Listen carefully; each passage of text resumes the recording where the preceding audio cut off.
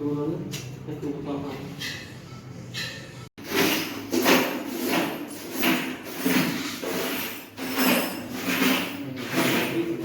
ông ấy chia vậy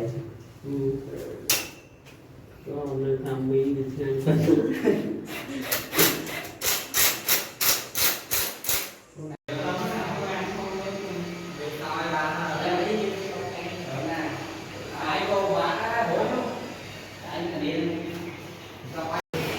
mất là thầm mà tóc nó kháo con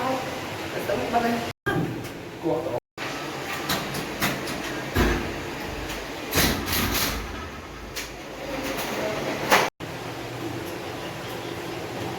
biết nào đi con hỏi anh này ở buổi lại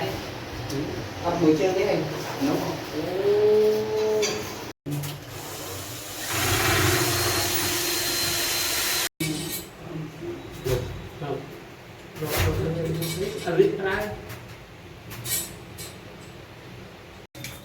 anh phải cho nào hôm nay làm bay đi chứ nó có đấy chứ